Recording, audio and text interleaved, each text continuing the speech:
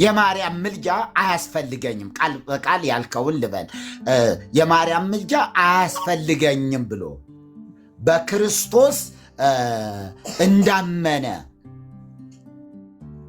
ያወቀ ሰው እንትን ያለ ሰው ይሄ አይኮነንም። ምክንያቱም በማርያም እርዳታዋ አያስፈልገኝም ካለ ያሉት ነገር ለእኔ ትልቅ ነገር ነው። ትልቅ ዋጋ ነው የሰጠሁት።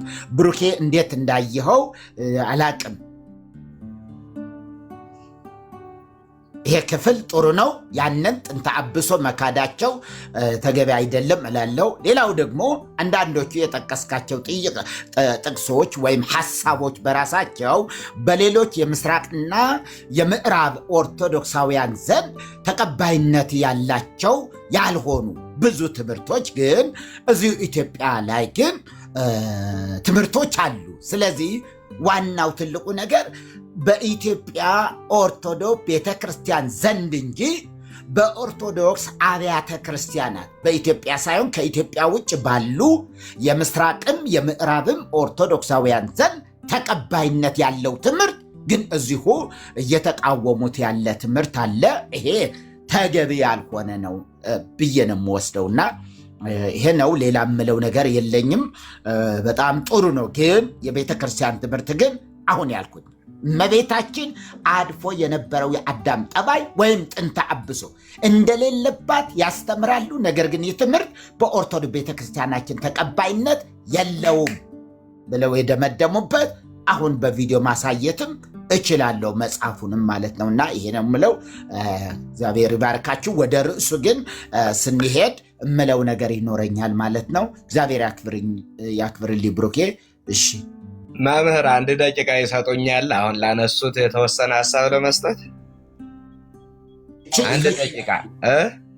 እሺ ይችላል። ይሄ አሁን ጥንተ አብሶ አለባት ካሳ ከሚያስፈልጋት ወገን ናት ብለው የጠቀሱት ምናልባት መርሃ ጽድቅ ባህለ ሃይማኖት የሚባለው መጽሐፍ ነው እንደዚያ የሚለው? አዎ እዛ ላይ ስለማውቀው ነው። ቤተክርስቲያን እርሱ አሁን ላይም ይቆይ አንድ ጊዜ አሁን ላይም በቤተ ክርስቲያኒቱ ማተሚያ ቤት የታተመ አሁንም በዚያው በኢትዮጵያ ኦርቶዶክስ ተዋሕዶ ቤተክርስቲያን የንዋየ ቅድሳት መሸጫ እየተጻፈ እየተሸጠ ያለ ነው አይደል? አይ የቤተ ክርስቲያኒቱ አይደለም፣ በግለሰብ ደረጃ የተጻፈ መጽሐፍ ነው። ግለሰቦች ተቋም ላይ ሊኖሩ ይችላሉ። በግለሰብ ደረጃ የተጻፈ መጽሐፍ ነው እንጂ የኢትዮጵያ ኦርቶዶክስ ተዋሕዶ ቤተክርስቲያን ትምህርት ግን አይደለም። በሊቃውንቶቿ የለም፣ በሊቃነ ጳጳሳቱ ዘንድ የለም። የቤተክርስቲያኒቷ ትምህርት ግን አይደለም። 100% እርግጠኛ ሆኜ መናገር ስለምችል መጽሐፉን አይቼዋለሁ፣ ግን በግለሰብ ደረጃ የተጻፈ ነው። በዚያ ቢይዙት እሱን የሚለውን ነው። ሌላው ስለ ማርያም ምልጃ ላይ ያነሱት እኔ ልል የፈለግኩት ነገር አሁንም አስረግጬ የምናገረው ምንድነው፣ ያለ ማርያም አማላጅነት ዓለም አይድንም ማለትና ማርያም ታማልዳለች ማለት ለየቅል ናቸው የሚለውን በደንብ ያዙልኝ። ልለ የፈለግኩት ሐሳብ እሱ ነው እንጂ ማርያም አታማልድም የሚል ትምህርት አልተናገርኩም። ጨርሻለሁ። እግዚአብሔር ይስጥልኝ። እሺ አሁን የተናገሩት ላይ እኔ በደንብ ተረድቻለሁ። ምንድን ነበር ጥያቄ? እኔ እውነት ነው ያለ ማርያም ምልጃ ዓለም አይድንም የሚለው ትምህርት ይሄ የቤተክርስቲያን ትምህርት አይደለም፣ በሆነ አጋጣሚ የገባ ነው የሚል መልስ የመለሱልኝ። ግን የኔ ጥያቄ የነበረው የማርያም ምልጃ ነው ቢል ወይ ደግሞ ባይቀበል ከኦርቶዶክስ ይወጣል የሚል ጥያቄ ነበር። አይ ባለመቀበሉ አይወጣም የሚል መልስ የመለሱልኝ። ትክክል ነኝ አይደል? ባለመቀበሉ አይወጣም አይደለም። ባለመቀበሉ ይድናል አይድንም ከሆነ መዳኑን የሚወስን እግዚአብሔር ነው። ቤተክርስቲያን ግን ከህብረቷ የቤተክርስቲያንን ትምህርት ባለመቀበሉ ልታስወጣው ትችላለች። ምልጃ ደግሞ ዋነኛ የመዳኛ መንገድ ሳይሆን ለመዳን እገዛ የሚሰጥ ነው የሚል ሐሳብ ነው የተናገርኩት። ያ ማለት የማርያም ምልጃ አልፈልግም ወይ ደግሞ አታማለድም ቢል ያስወግዘዋል ማለት ነው። በኦርቶዶክስ ቤተክርስቲያን ከህብረቷ ይለያል። ማርያም አታማልድም ካለ ከህብረቷ ይለያል። እሺ ቅድም አይለይም ስላሉኝ ነበር ወይ ደግሞ የመዳንና ያለመዳን ጉዳይ ነበረ የተነሳው። ይድናል አይድንም የሚለውን ዋናው ድነት የሚገኘው በክርስቶስ በማመን ስለሆነ ሊድን ይችላል። ከቤተ ክርስቲያን ህብረት ግን ሊወጣ ይችላል። መልካም እሺ፣ እሱን ነበረ። ሁለተኛ አሁን ይሄ ከእንትን ጋር ተያይዞ ከማርያም እሺ መጽሐፍ ሊያሳዩ ነው። እሺ ማርያም ይቀጥሉ። አሁን የተባለው መጽሐፍ ቅዱስ ስላየሁት ብዙ ማየቱ ሌላ ሐሳብ ከሆነ ይሄ ከሆነ አይቼዋለሁ ነው። ለሌሎቹ ከሆነ እሺ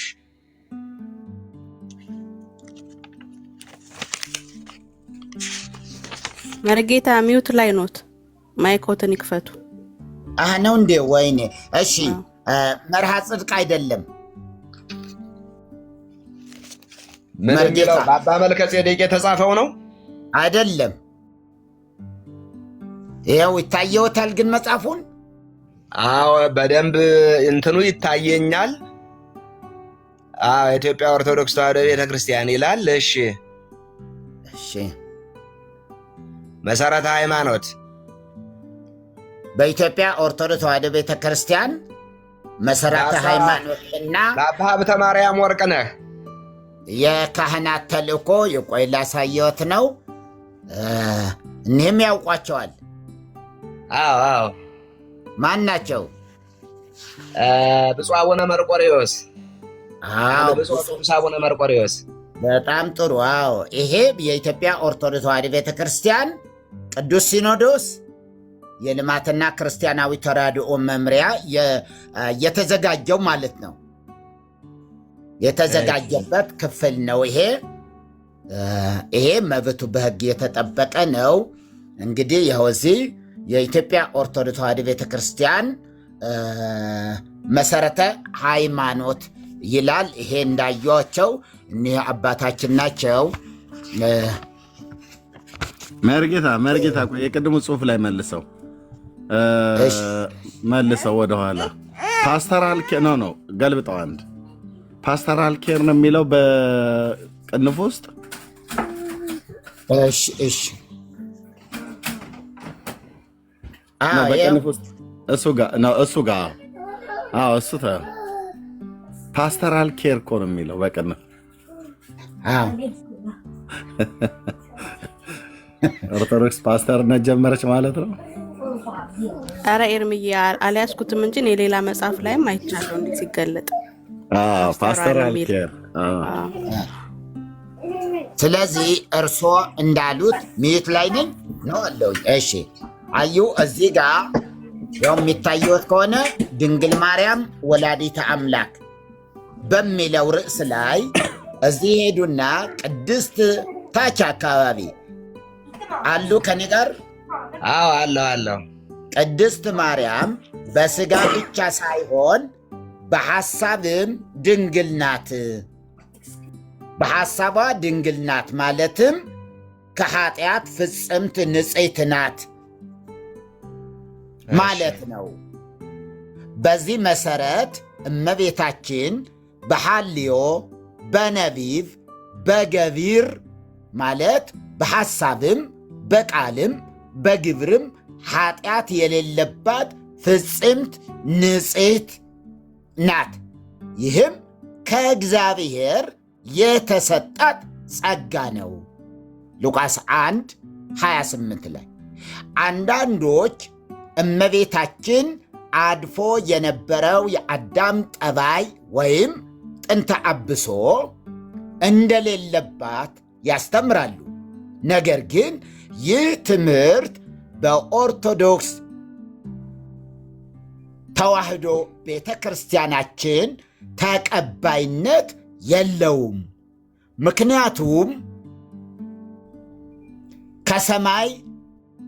ምክንያቱም እመቤታችን ከኢያቄምና ከሐና በሩካቤ ዘበሕግ የተገኘች ናት እንጂ ሩካቤ ዘበሕግ ማለት ምናልባት ግዕዝ ነው የማታውቁ ሰዎች ካላችሁ ከታች ሩካቤ ዘበሕግ ማለት በሕጋዊ ጋብቻ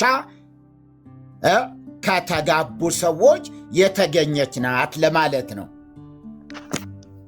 ዘበሕግ የተገኘች ናት እንጂ ከሰማይ የወረደች የመላእክት ወገን አይደለችምና ካሳ የማያስፈልጋትም ሳትሆን ክርስቶስ በደሙ ከዋጃቸው ካሳም ከተከፈለላቸው ወገን ናት። ሆኖም እንደ አዳምና ሔዋን የምኞት የመናገርና የገቢር ኃጢአት ፈጽሞ የለባትም። ጥንተ አብሶ ግን አለባት ብላ ቤተ ክርስቲያን በዚህ በቅዱስ በብፁዕ አባታችን ብፁዕ ወቅዱስ ማለት ነው ፓትርያርክ ናቸው የምታውቋቸው። ባለፈው በዶክተር አብይ አማካይነት ወደ ኢትዮጵያ የመጡ በአሜሪካን አገር የነበሩ የውጭ ሲኖዶስ ፓትርያርክ ሲባሉ የነበሩ አባት ናቸው። እኚህ አቡነ መርቆሬዎስ እኚህ ናቸው እና በሳቸው ትእዛዝም ጭምር መቅድሙ ላይ ስናየው የተጻፈ ሊቃውንተ ቤተ ክርስቲያን እነ መጋቤ ብሉይ ሰይፈ ሥላሴ በደንብ አውጥተው አውርደው የጻፉት ነገር ነው። ሌላው እነ አለቃ እያሌውም ቢሆን ሌሎችም ቢሆን እነ እሶም የጠቀሷቸው እነ ማነው ስማቸው እነሱም ምን ብለዋል? እዚህ ብዙ ይዤዋለሁ። ካሳ ምን አለቃ እያሌው ታምሩም ስጋዋን ከአዳማዊ ኃጢአት ካነጻ በኋላ በእርሷ ላይ ተዋሃደ ብለዋል። የኢትዮጵያ እምነት በሦስቱ ሕግጋት ሁለተኛ እትም ገጽ 165 ላይ አለቃ እያሌው ታምሩ ስጋዋን ከአዳማዊ ኃጢአት ካነጻ በኋላ በእርሷ ላይ ማደሩን መዋሃዱን እንደዚህ ገልጸዋል። ወላዲተ አምላክ በኢትዮጵያ በተጻፈው በተሰኘው መጽሐፋቸውም የድንግል ማርያም ስጋዋም ነፍሷም በመንፈስ ቅዱስ ተቀደሰ፣ ነጻ፣ አዲስ ሕይወት አገኘ። በዚህ መሰረትም ሰውነቴ በአምላኬ በመድኃኒቴ ደስ ይላታል ብላ ለመናገር በቃች ብለዋል። ገጽ 27 እስከ 28 ላይ ልክ እንደዚሁ ቅዱስ ያሬድ ከተናገረው ነገርም ቢሆን እስመ በእንቲአሃ ወበእንተ አዝማዲሃ ተሰቀልኩ ዲበ ዕፅ ይላል። ይሄም ያውቁታል አይደል? እስመ በእንቲአሃ ወበእንተ አዝማዲሃ ሲል የሚናገረው ስለ እርሷና ስለ ዘመዶቿም ስል ተሰቀልኩ ዲበ ዕፅ በእንጨት ላይ ተሰቀልኩ አለ ማለት ነው። ቅዱስ ያሬድ ከጻፈውም ተነስተን ስንነጋገር በጣም ብዙ በዚህ ላይ የግብፅ ቤተ ክርስቲያንም ጥንተ አብሶ አቡነ ሽኖዳ መጽሐፍ ገጽ 23 ላይ እንደዚሁ ቤተ ክርስቲያናቸው ወይም ደግሞ የግብፅ ቤተ ክርስቲያን ጥንተ አብሶ እንዳለባት በስፋት አብራርተዋል ማለት ነው። እሳቸው የግብፁ አቡነ ሽኖዳ መጽሐፉ እንደሚኖረዎት እርግጠኛ ሊኖረዎት ይችላል። ጨረሱ የኔታ? ይበቃኛል። መረጃዎቹ ብዙ አሉ። ቢሆንም ግን ይሄ በቂ ነው ብዬ ነው። ለጠቢብ ሰዓት ቃል ትበቁ አይደለም የሚለው። እስኪ ትንሽ ለጠቢብ ሰዓት ቃል ትበቆ ወለዓብድ ሰለእመ ዘለፍኮ ገሰጽኮ በምንትኑ ይሰማአከ አላ ዘነበረ ያፈቀረከ ይጸላአከ ስለሚል ስለሚያውቁት ብዬ ነውና በቂ ነው ብዬ አስባለሁ። ከዚህ በላይም አንብበው ሊሆን ይችላል የሚል እንትን አለኝ፣ እምነት አለኝ። ጨርሻለሁ። በጣም ጥሩ። በመረጃ መናገሮት በጣም ጥሩ ነው። ግን በኢትዮጵያ ኦርቶዶክስ ተዋሕዶ ቤተክርስቲያን እርግጠኛ ሆኜ የምነግረዎት ጥንተ አብሶ በማርያም አይደለም በማንኛውም ሰው ዘንድ የለም ተብሎ ነው የሚታመነው።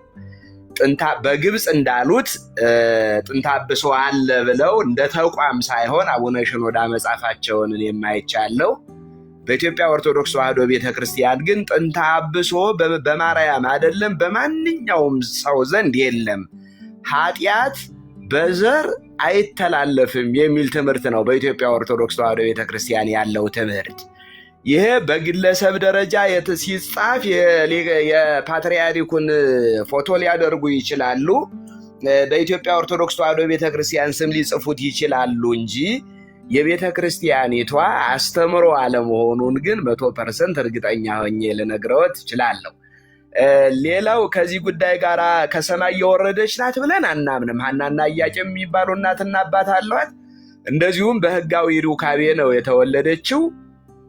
እንዲያውም የአባ ሕርያቆስ በቅዳሴ ማርያሙ ላይ ኦ ድንግል አኮ በፍትወተ ደነዘ ተጸነስቲ አላ በሩካቤ ዘበሕግ መሐና ወኢያቄም ተወለድኪ፣ ሕጋዊ በሆነ ሩካቤ ከሐናና ከኢያቄም ተወለድሽ እንጂ በፍትወተ ደነስ ማለት ሰዎች በልተው ጠጥተው ፈቃደ ሥጋ ተነስቶባቸው በሚያደርጉት በዝሙት የተጸነሽ አይደለሽም ብሎ እንደተናገረው እኛ ኃይለ አርያማዊት ናት ብለን አናምንም። ከአብርሃም ዘር ከዳዊት ዘር እንደተወለደች ነው የምናምነው። ጥንተ አብሶ ግን በእሱ አይደለም፣ በማንኛውም ሰው ዘንድ የለም። ቅድም የጳውሎስ መልእክት ሲጠቀስ የነበረው ሞት በአንድ ሰው በኩል መጣ፣ በአንድ ሰው በኩል ደግሞ ሕይወት ሆነ ይላል። ያ ሞት የመጣበት አንድ ሰው አዳም ነው። ሕይወት የሆነበት አንድ ሰው ደግሞ ክርስቶስ ነው እና አዳም በመበደሉ ቀጥታ የአዳምን ኃጢአት ሳይሆን የኃጢአት ውጤት የሆነው ዕዳና መርገም ነው በሰዎች ዘንድ የነበረው። በማርያም ግን ዕዳውና መርገቡም የለም። ቅድም የቅዱስ ሉቃስ በአምላኬ በመድኃኒቴ ብላ የተናገረችው ሳይታመሙ ስለመዳን። አንዴ ቆይ መርጌታ ይቅርታ፣ የአባ ሕርያቆስን ሲተረጉሙት ቅዳሴው ላይ ያሉትን በፍትወተ ሥጋ ብሎ የሚለውን ማለት እንደ ሌሎቹ ሰዎች በልተውና ጠጥተው በሚደረግ አይደለም ማለት ኢያቄምና ሐና በግብረ ሥጋ ግንኙነት አይደለም እንደ ወለዷት እሷን? በግብረ ሥጋ ግንኙነት ነው፣ በዝሙት ለማለት ነው። ደነስ ማለት ምናልባት አንተ ግዝ የማታውቅ ከሆነ እሳቸው የሚሞክሩ ይመስለኛል። ደነስ ማለት ዝሙት ነው። ዝሙት ማለት ከትዳር አጋር ውጭ የሚደረግ ወይም ደግሞ ባልተቀደሰ ተግባር የሚደረግ ማለት ነው እንጂ በግብረ ሥጋ ግንኙነት ነው የተወለደችው። ምንም ጥያቄ የለውም። ተመልሶልኛል፣ ይቀጥሉ። እሺ፣ ስለዚህ በአምላኬ በመድኃኒቴ ያለችው ያ የአዳም ዕዳና መርገም ስለሌለባት አስቀድማ ስለዳነች ነው እንጂ ኖሮባት ስለዳነች አይደለም። ለምሳሌ ክትባት ይወሰዳል አደለ? ፖሊዮ፣ ትክትክ፣ ማጅራት ገትር የምንለው ለእሱ አስቀድሞ ክትባት ሲሰጥ በዚያ ምክንያት ከፖሊዮ ልጆች ዳኑ ተብሎ ቢነገር ፖሊዮ ነበረባቸው ማለት አይደለም። ምናልባት ዕዳና መርገም ካለበት አካል ዕዳና መርገም የሌለበት አካል አይገኝም ከተባለ በመጽሐፍ ቅዱስ ኦሪት ዘፍጥረት ምዕራፍ 3 ላይ ስናነብ ካንተ የተነሳ ምድር የተረገመች ትሆን የሚል እናገኛለን። በኦሪት ዘፍጥረት ምዕራፍ 3 ላይ ለይብቁል ከሶኳሜ ከላሾህና ደንደር ይብቀልብህ የሚለው። እንደገና ወደ ኦሪት ዘጸአት ምዕራፍ 3 ላይ ስንሄድ ደግሞ ሙሴ የቆምክባት ምድር የተቀደሰች ናትና የእግርህን ጫማ አውልቅ ይላል። አሁን ከተረገመች መሬት የተቀደሰች መሬት ተገኝታለች።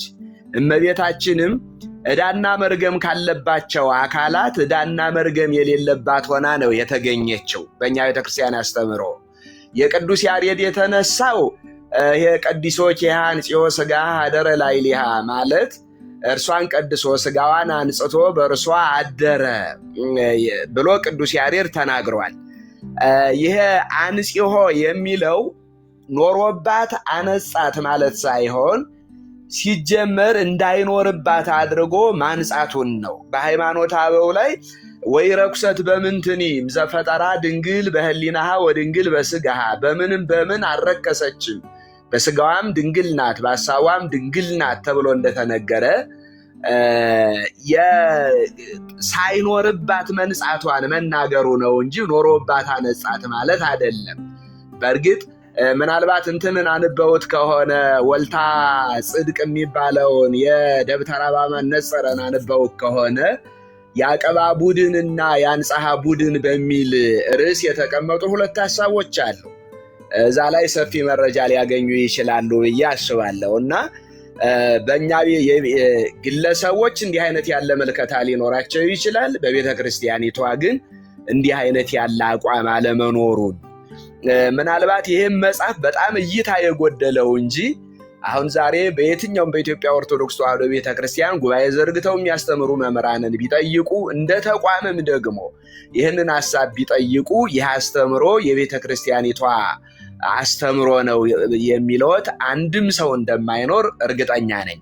ምናልባት ይህንን መጽሐፍ ስለጻፉት ሰው አሁን እያወራን ያለነው በሚዲያ ስለሆነ ለማውራት ስለምቸገር እንጂ ብዙ ማውቃቸው ጉዳዮች አሉ፣ እኔም ማውቃቸው።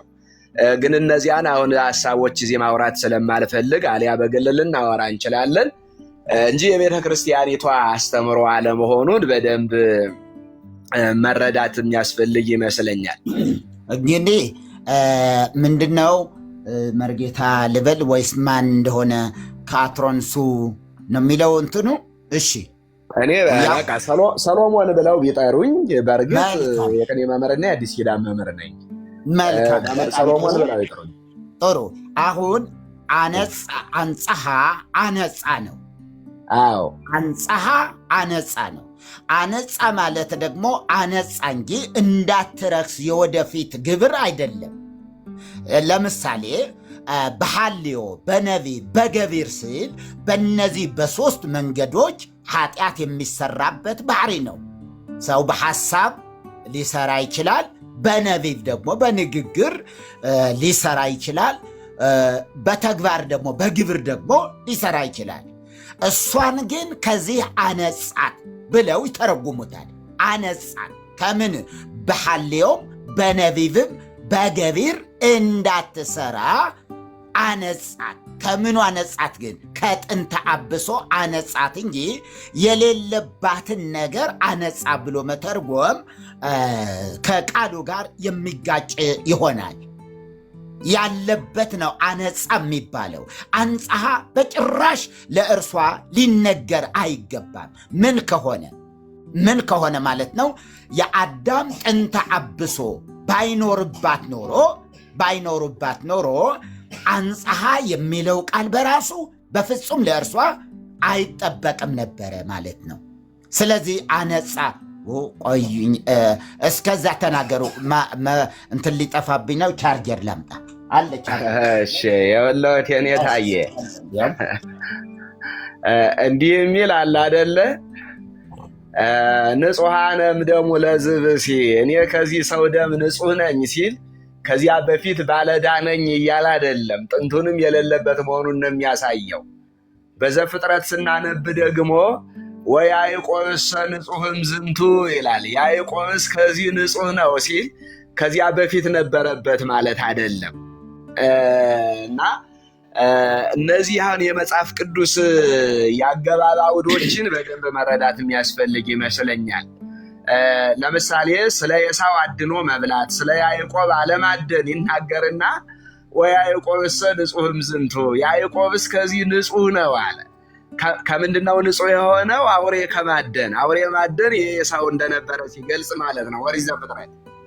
እና አሁን ያዕቆብን ከዚህ ንጹሕ ሲለው ከዚያ በፊት አውሬ አድኖ እንደገና አሁን አውሬ ማደኑን ትቶ ንጹሕ የሆነ አይደለም።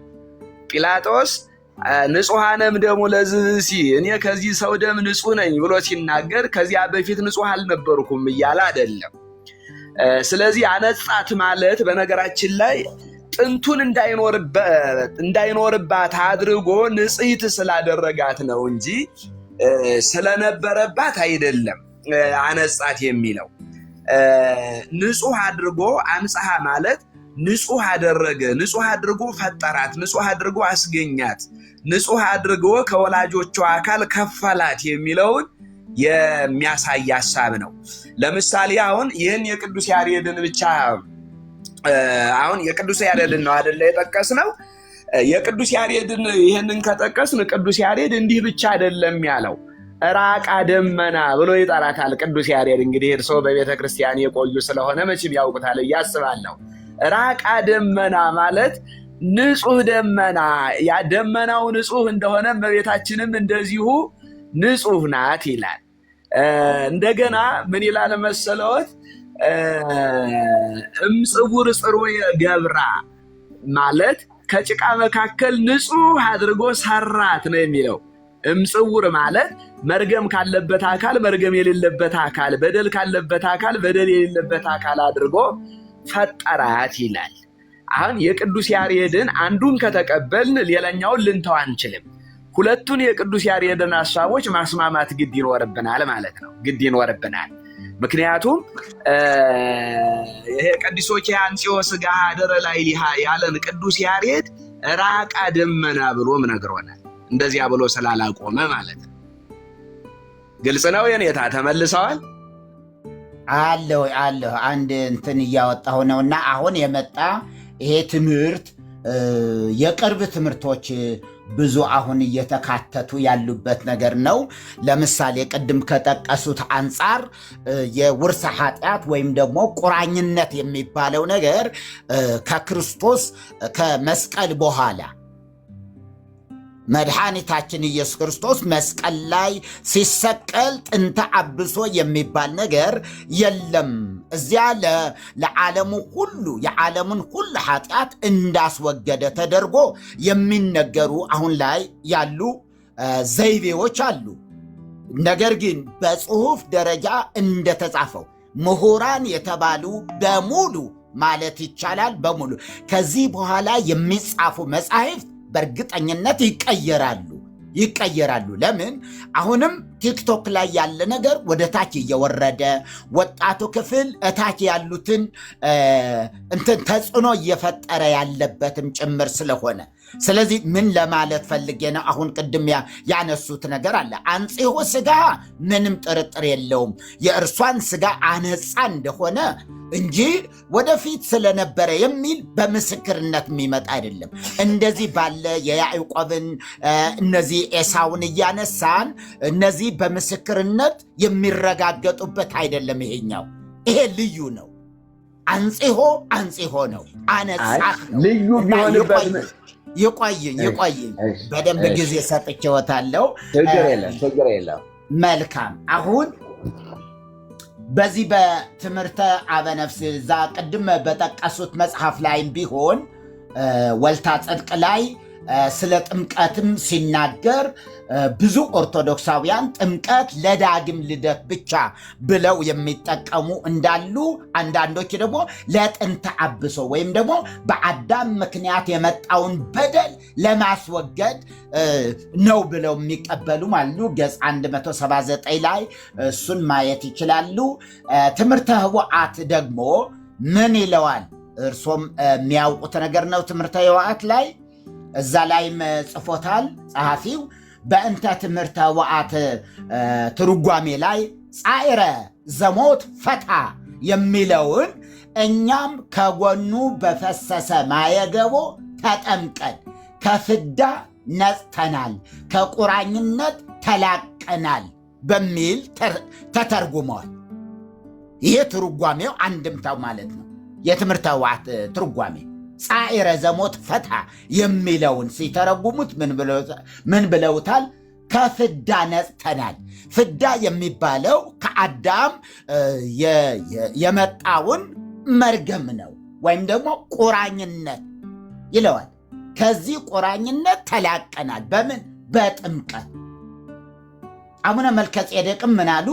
መጠመቅ ማለት በውሃ መነከር ሳይሆን መንፈሳዊ አነጋገር መታጠብ፣ ከኃጢአትም መንጻት፣ ከኃጢአት ቁራኝነትም መላቀቅ ነው። በዘር ቁራኝነትን የወረስነውን ጥንታዊ ኃጢአት ልናስተሰርየው የምንችለው በጥምቀት ነው። በምን? በዘር የወረስነውን ኃጢአት። ይሄ አቡነ መልከ ጼዴቅም የተናገሩት ነገር ነው። አጠቃላይ ብዙ ጸሐፊዎች እሳቸው ቀጥለውም በዚህ ብቻ አላበቁም። በጥምቀት ነው ይሄ ጥንተ አብሶ የአዳም ቁራኝነት የአዳም በደል የምናስወግድ። እያንዳንዱ ሕፃን የሚጠመቀው ኃጢአት ኖሮበት ሳይሆን አንዳንዱ ለጥንተ አብሶ፣ አንዳንዱ ለዳግም ልደት፣ አንዳንዱ ደግሞ ለምንድን ነው ለዚህ ቁራኝነት በሶስት ነው የሚከፈለው። ያም ሆነ ብለዋል።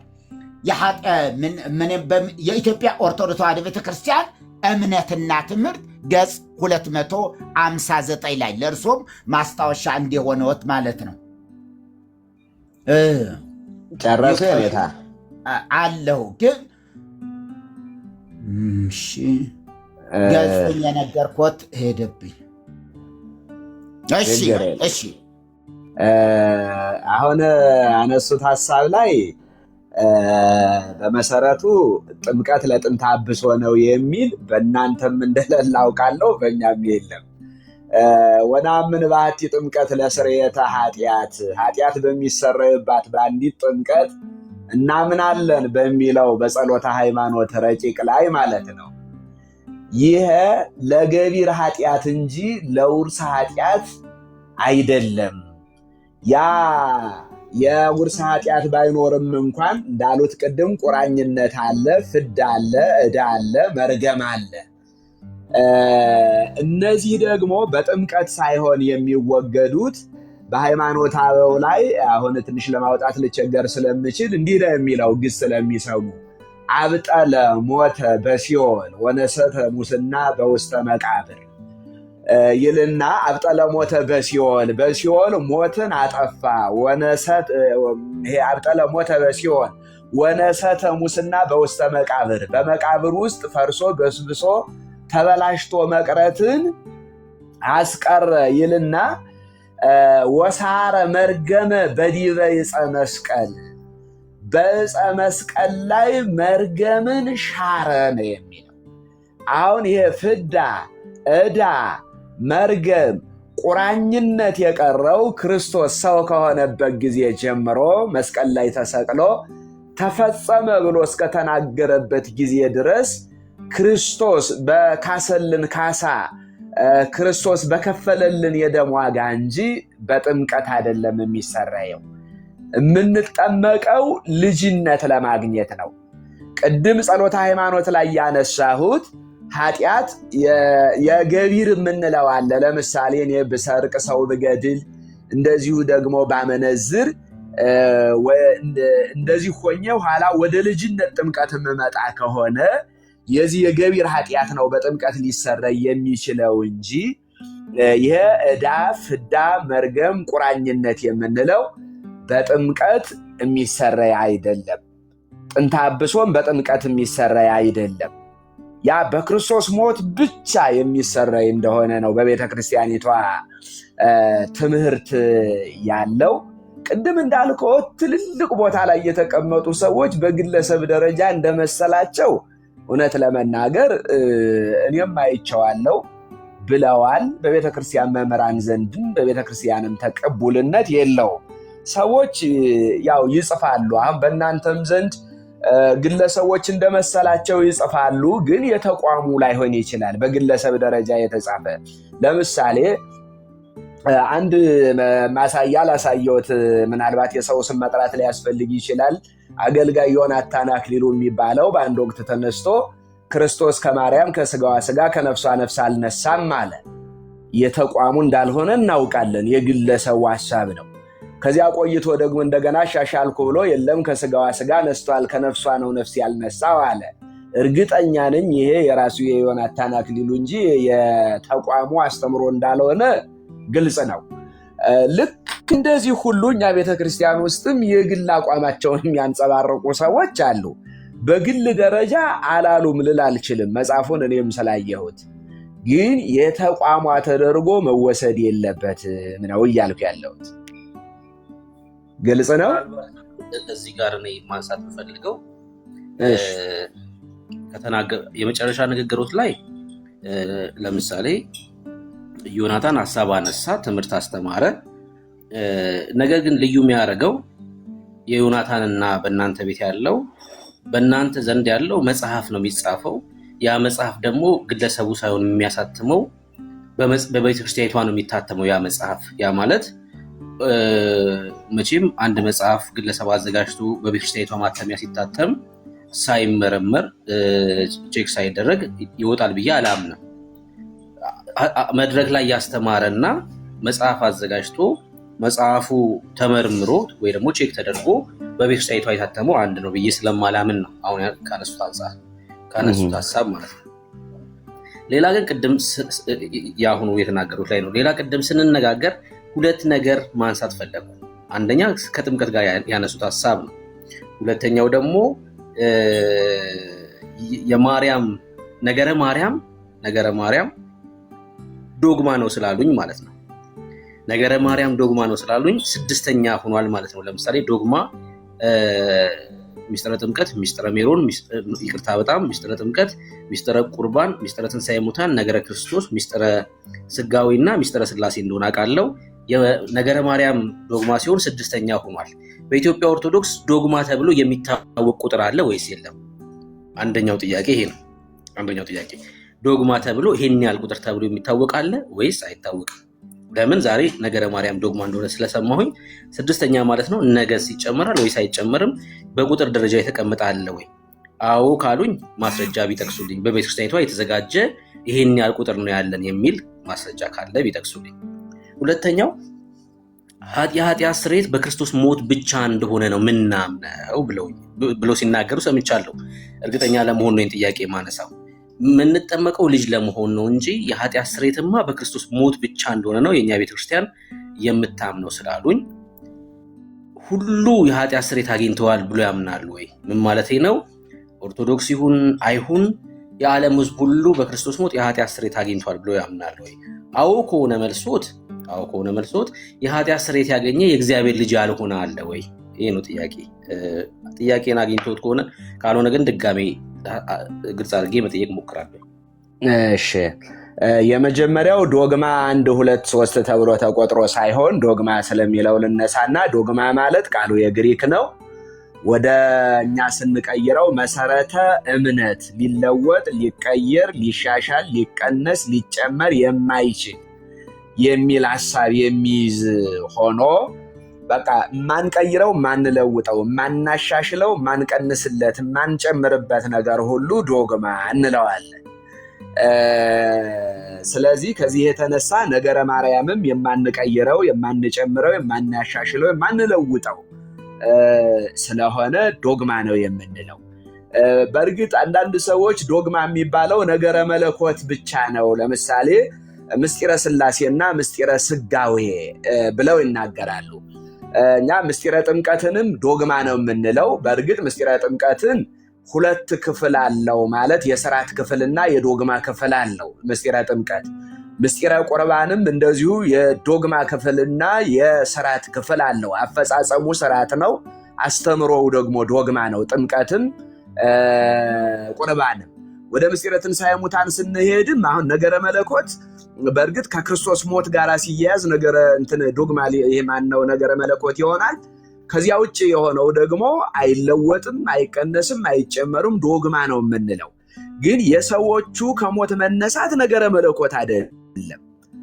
በእነዚህ ትምህርት አከፋፈል እንኳን ለምሳሌ 5ቱን አዕማደ ምስጢር እንኳን በወስድ 2ቱን ነገረ መለኮት እንላቸዋለን፣ ምስጢረ ስላሴና ምስጢረ ስጋዌን።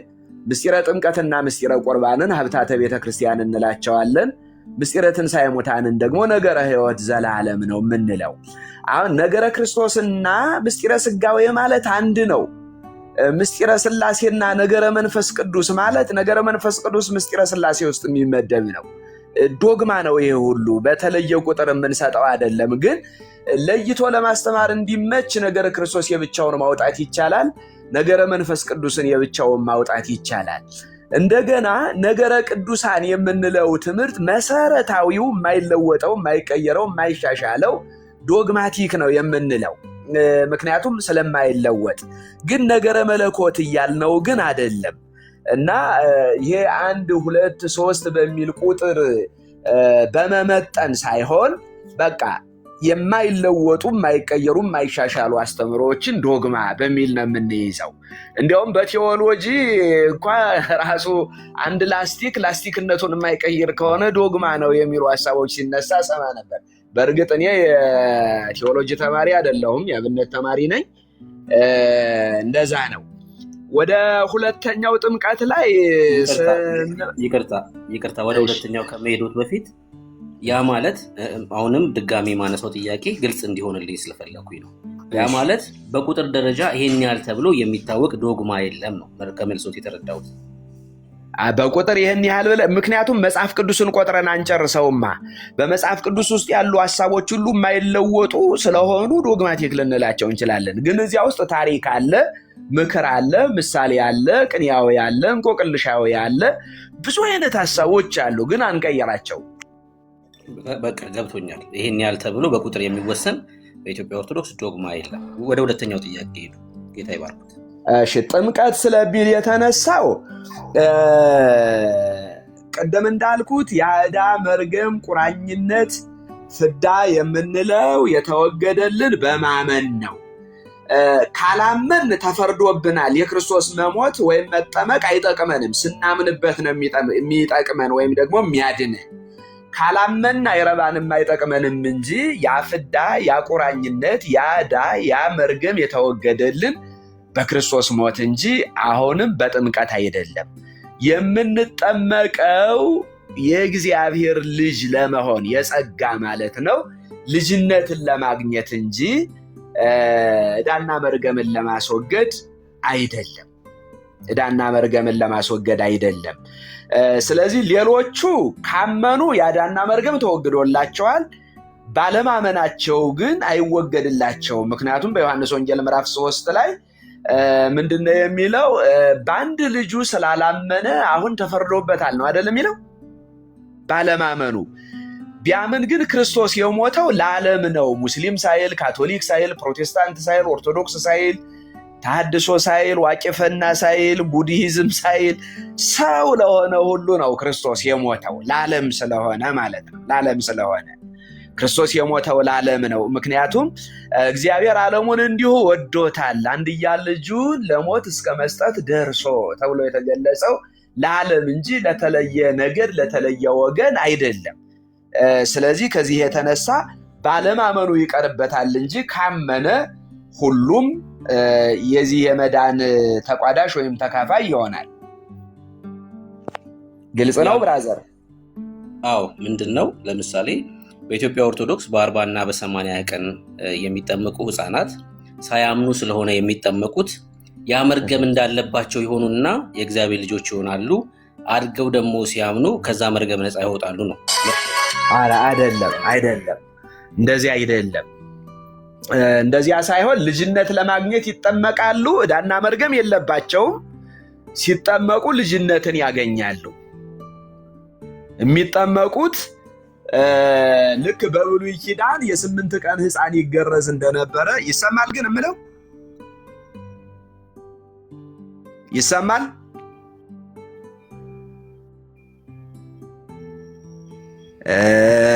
አሉ እኮ በደንብ ነው እየተሰሙ ያሉት። ይቀጥሉ። እሺ በብሉይ ኪዳን ያው ህፃናት ይገረዙ ነበር። የብሉይ ኪዳን ህፃናት በ8 ቀን ነው የሚገረዙት። እንደገና ደግሞ ወንዶቹ በ40 ቀን ሴቶቹ በ80 ቀን ደግሞ ወደ ቤተ መቅደስ የርግብና የዋኖስ ጫጩት ይዘው ይሄዱ እንደነበረ ተጽፏል። ለምሳሌ በ8 ቀን እንደሚገዘሩ ኦሪት ዘፍጥረት ምዕራፍ 18ን ማንበብ በቂ ነው። በተወለዱ ወንድ በተወለደ በ40 ቀኑ ሴት በተወለደች በ80 ቀኗ ደግሞ የርግብና የዋኖስ ጫጩት ይዘው ወደ ቤተ መቅደስ እንደሚሄዱ ኦሪት ዘሌዋውያንን ማንበብ በቂ ነው። እንደገና ደግሞ ትንቢተ ኤርምያስ ምዕራፍ 1 ቁጥር መርጌታ ቆይ ዘሌዋውያን ላይ የሴት በ80 ቀን ወንድ በ40 ቀን መስዋዕቱን ይዘውት የሚሄዱት ለህፃኑ ነው ወይ ለእናትየዋ ነው?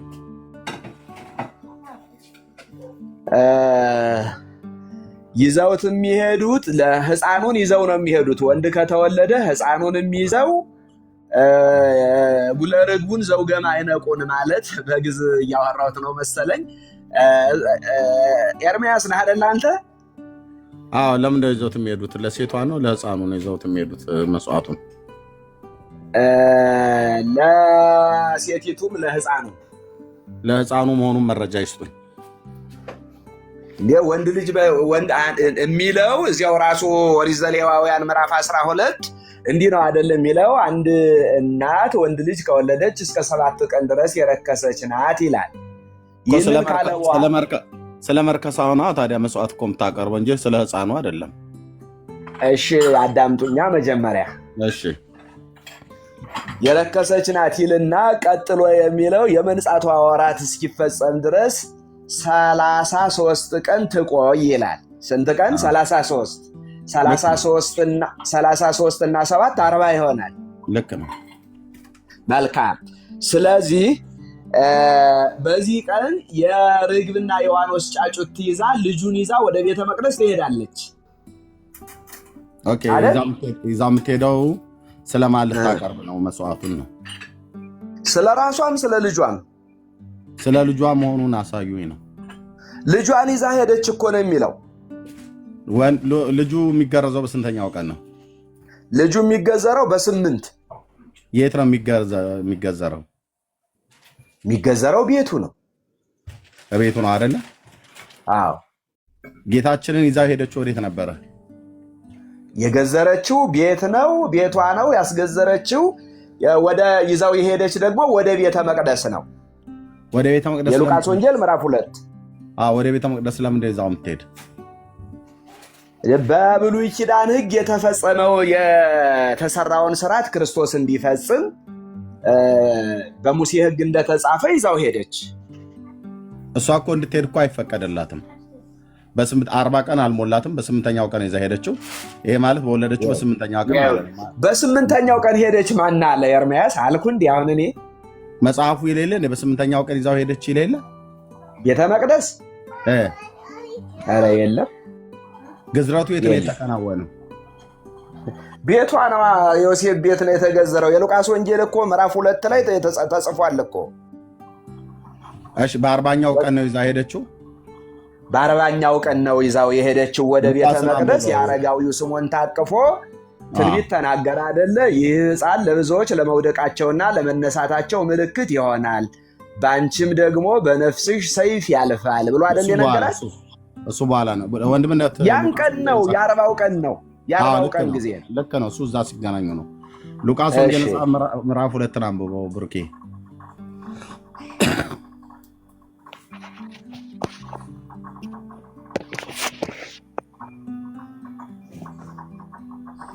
ላንብበው። እሺ፣ እንዲህ ይላል ቁጥር 21 ላይ ሊገርዙት 8 ቀን በሞላ ጊዜ በማህፀን ሳይረገዝ በመልአኩ እንደተባለ ስሙ ኢየሱስ ተብሎ ተጠራ። እንደ ሙሴም ሕግ የመንጻታቸው ወራት በተፈጸመ ጊዜ በጌታ ሕግ የእናቱ ማህፀን የሚከፍት ወንድ ሁሉ ለጌታ የተቀደሰ ይባላል ተብሎ እንደተጻፈ በጌታ ፊት ሊያቆሙት። ማንን? እንደ ሙሴ ሕግ ተብሎ እንደተጻፈ በጌታ ፊት ሊያቆሙት። በጌታም ሕግ 2 ዋሊያ ወይም 2 የርግብ ጫጩቶች እንደተባለ መስዋዕት ሊያቀርቡ ወደ ኢየሩሳሌም ወሰዱት። ወደ ኢየሩሳሌም። የኔታ በጣም ጥሩ ነው ያነበቡት። ዋሊያ የሚለው ስህተት ነው። ዋኖስና ርግብ ይበሉት እንጂ ሌላው ልክ ነው። 80 ዋሊያ ብሎታል። ይኸው 80 ነው ያነበኩት። ገብቶኛል። እስኪ ኦሪት ዘሌዋውያንን አውጥተው ቢያዩት ዋሊያ አይልም፣ ዋኖስና ርግብ ነው የሚለው። ሉቃስ ላይ እሱ ምንም እንትን የለውም፣ ችግር የለውም። ግን እዛ ላይ አሁንም ቢሆን በዚህ ምዕራፍ 11 ላይ ዘሌዋውያን ከእናትየዋ መንጻት ጋር ተያይዞ እንጂ ልጁን የሚነጻበት አንዳች መንገድ የለም። ልጁን ለማንጻት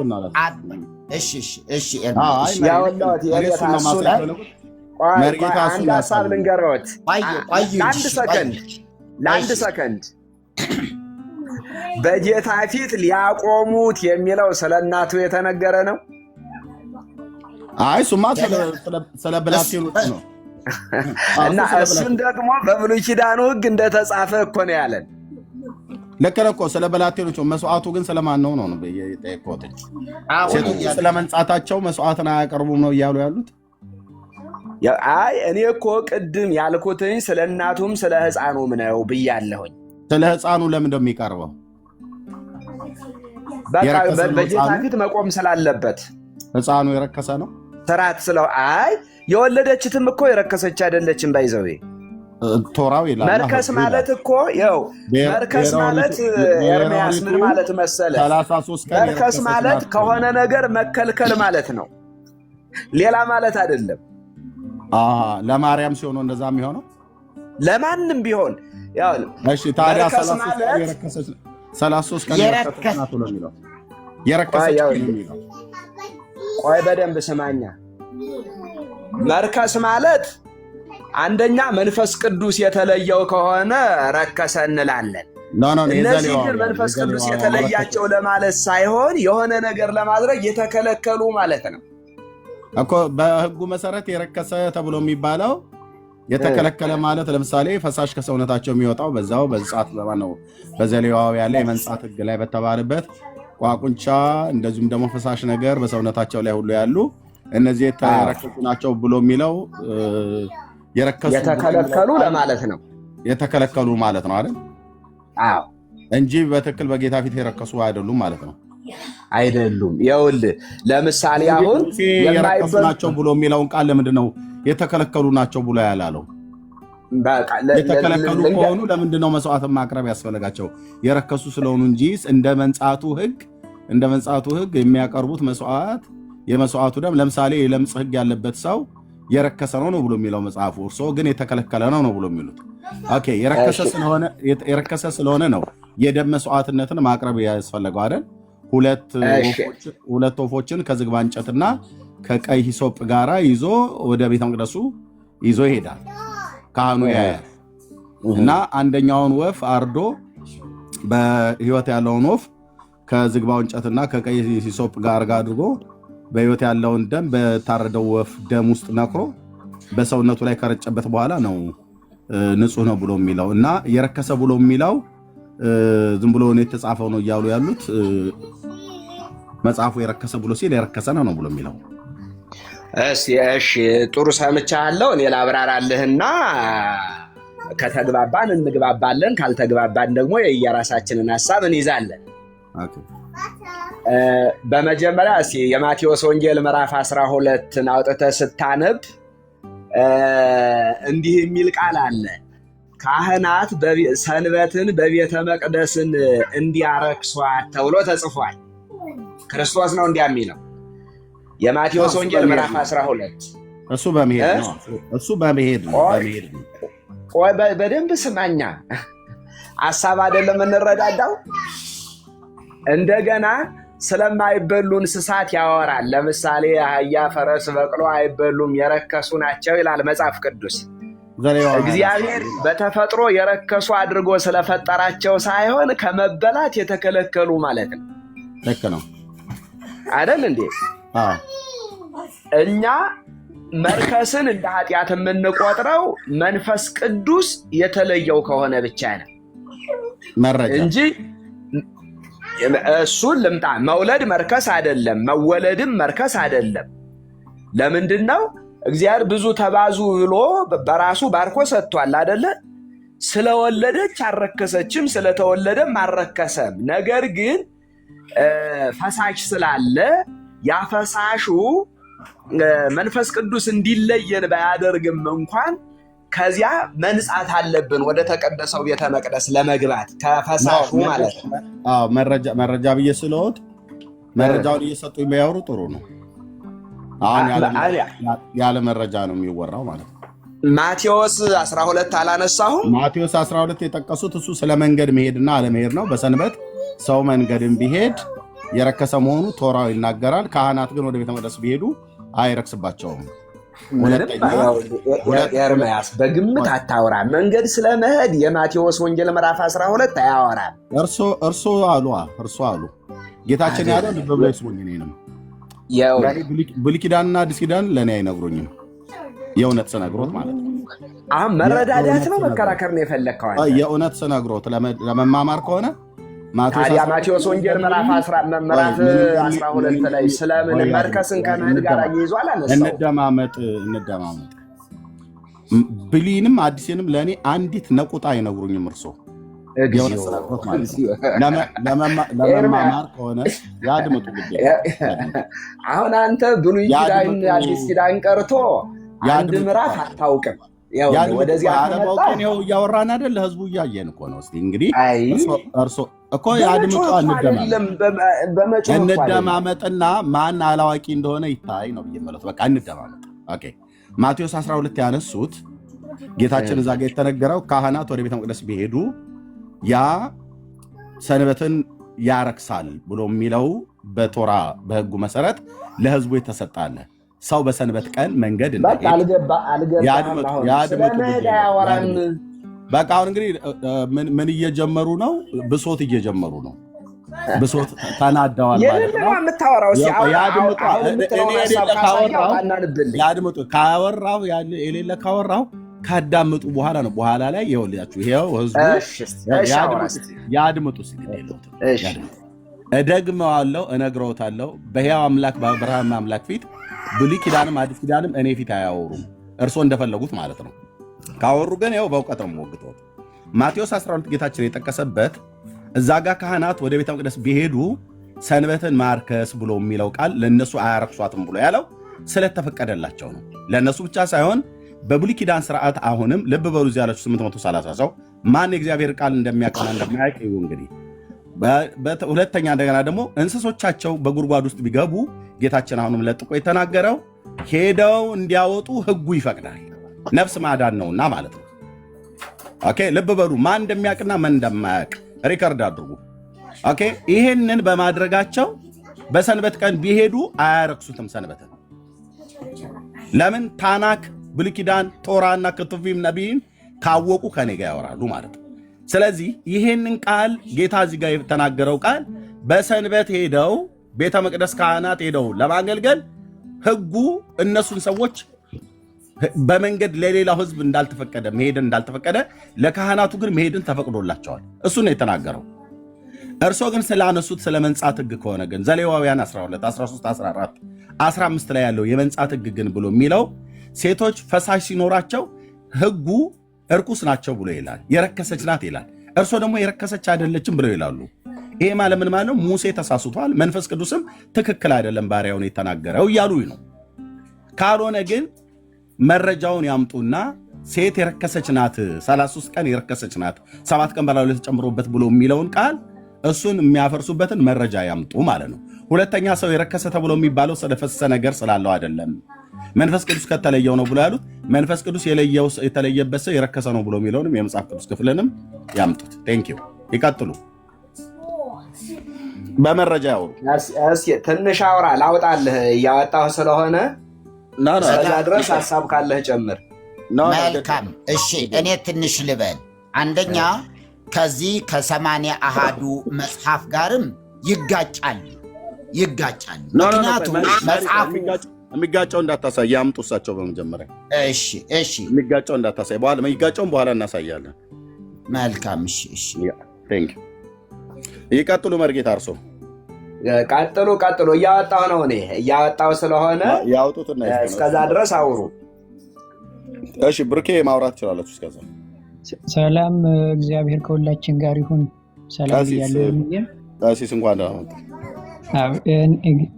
እንግዲህ ጊዜ ሲደርስ ደግሞ የአንጽሖ ሥጋህ ላይ ትልቅ ቁልፍ የሆነች ጥያቄ ያለችኝ፣ ምልክት ስጠኝ ሲጨርሱ። እሺ እስከዛ መርጌታ ጥያቄ ማቅረብ ይችላሉ? ያቅርቡ። ቀሲስ ይቀጥሉ። እሺ ከአትሮኑስ ፊት ሰላም ጤና ይስጥልኝ። ጤና ይስጥልኝ፣ እግዚአብሔር ይመስገን። እኔ አጭርና ግልጽ ጥያቄ ነው የምጠይቀው። ቅድም ሲያነሱ ነበር ሀሳብ እና አንጽሖ ሥጋ ቀዲሶ ኪያ የሚለው ያው ቅዱስ ያሬድ በጸዋትወ ዜማ ላይ እንዳነሳው ቤተክርስቲያኒቱ እንደምታስተምረው ይህ ሀሳብ ለድንግል ማርያም ቅድመ ፍጥረተ ሰብ ነው የሚሰራው ወይስ ድህረ ልደት ነው? ማለቴ ከመወለዷ በፊት ነው ያነጻት ወይስ ከተወለደች በኋላ ነው? ድህረ ልደት ነው? እስኪ ይችን በአጭሩ ይመልሱልኝ። ቅድመ ልደት ነው፣ ከመወለዷ በፊት ነው። ስለዚህ ከመወለዷ በፊት ከሆነ ቀዲሶ ኪያ የሚለውን ይተውትና ለጊዜው አንጽሖ ስጋ ታዲያ የሚለው ከመወለዷ በፊት ስጋ ነስታለች ማለት ነው? ስጋዋን አነጻት ከመወለዷ በፊት ነው ስጋዋን ያነጻው? ያው ማለት ከአባት ዘር ከእናት ደም ተከፍሎስ ያው ሰው ተጸንሶ እንደሚወለድ ይታወቃል። ከአባቷ ዘር ከእናቷ ደም ሲከፍል ነው ያነሳው። እሺ አሁን ቅድም ሲናገሩ ምን አሉ? ከመወለዷ በፊት ነው ብለውኛልና ሰው እሺ፣ ስለዚህ ያነጻት ከመወለዷ በፊት ነው ብለው አቋም ከያዙ ሰው ከመወለዱ በፊት እንዴት ስጋው ሊነጻ ይችላል? ከመወለዱ በፊት ስጋ አለው?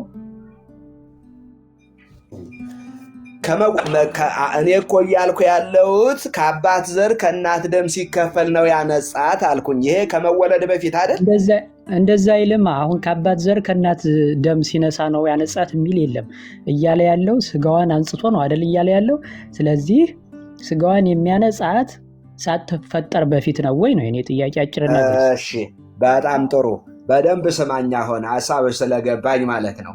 ከአባት የሚከፈለው ስጋ ነው ምንድን ነው? ከአባት የሚከፈለው እኮ ስጋ ነፍስ ነው። ከእናትም የሚከፈለው ስጋ ነፍስ ነው። ስጋዋን አንጽቶ ስላለ ስጋ የለም የሚል ሐሳብ ስለሆነ ያነሳው። ምክንያቱም ስጋን ነፍስን ገንዘብ የምናደርገው ከወላጆቻችን ነው። አይ የነ ኤርሚን ሰዓት እንዳልሻማ እነሱ ቶሎ ወደ እነሱ መመለስ ስላለብን በመሃል ስለገባሁ የኔ ጥያቄ አንጽሖ ስጋ ቀዲሶ ኪያሃ የሚለው አሁን ቤተክርስቲያኒቱ የምታስተምረው አንደኛ በህሊና አምላክ የነበረች ነው ተብሎ ነው። አሁን ሰው ደግሞ አይ አይደለም ማምለጫ ፍለጋም ይመስላል። እውነት ለመናገር ማምለጫ ፍለጋ አይደለም። በቃ እንደዛ ካልሆነ ለምን ከእናቷ ማህፀን ለያት ለምን አላለም? ያለው እኮ ስጋዋን አነጻ ነው ያለው አይደል? ስጋ ደግሞ ሰው ከተወለደ በፊት ከመወለዱ በፊት ሊኖረው አይችልም። እንደዛ ከሆነ ለምን ቃል በቃል ከእናቷ ማህፀን? እሺ መጽሐፍ ቅዱስ ልጥቀስልህ። መጽሐፍ ቅዱስ በደንብ ስማኝ። በሆድ ሳልሰራህ አውቄሃለሁ፣ ከማህፀንም ሳትወጣ ቀድሼሃለሁ፣ ለአሕዛብም ነቢይ አድርጌሃለሁ የሚለውን ምን ታደርገዋል? ቀዲሶ የሚለውን እኮ አላልኩም እኔ አንጽሖ ስጋ ላይ ነኝ ያለሁት። እየጠየቁት ያለሁት እኮ መቀደስና ማንጻት ምንድን ነው ልዩነታቸው? እንዴ ይስሙኛ። አሁን እኮ እርሶ የሚጋጭበት ሀሳብ አመጡ። የመቀደስ አሁን ይኸውልህ እያልከኝ ከሆነ መርጌታ ማንጻት የለም ነው ያልከኝ አይደል? መርጌታ አንዴ ቆይ። የነቢየ እግዚአብሔር ኤርምያስን የጠቀሱት ከማህፀን ሳለ ቀድሻለሁ ብሎ ማለት ለአሕዛብ ነቢይ አድርጌ ለይቻለሁ ነው። ቀድሻለሁ ብሎ የሚለው ቃል ዘጋ መለየት ነው።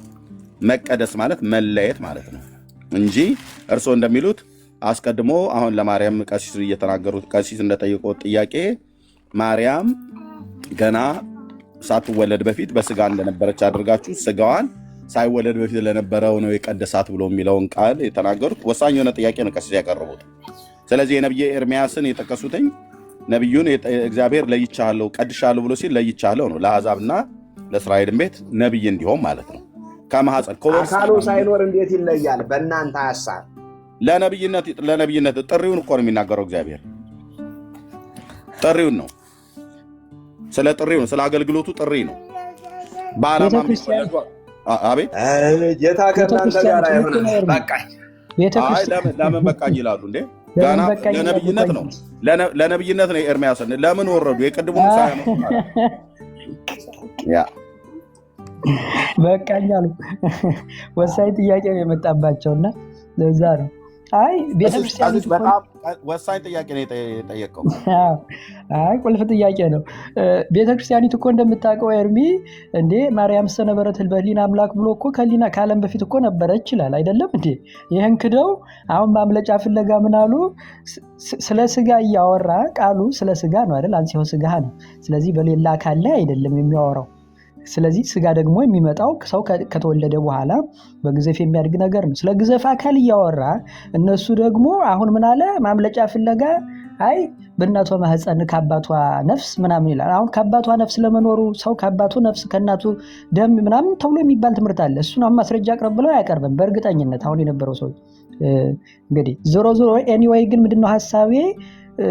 አንጽሖ ስጋዋን አንጽቶ የሚለው ሀሳብ በራሱ ድህረ ልደት የሚመጣ ነገር ነው እንጂ ቅድመ ፍጥረተ ሰብ ሊሆን አይችልም ፈጽሞ።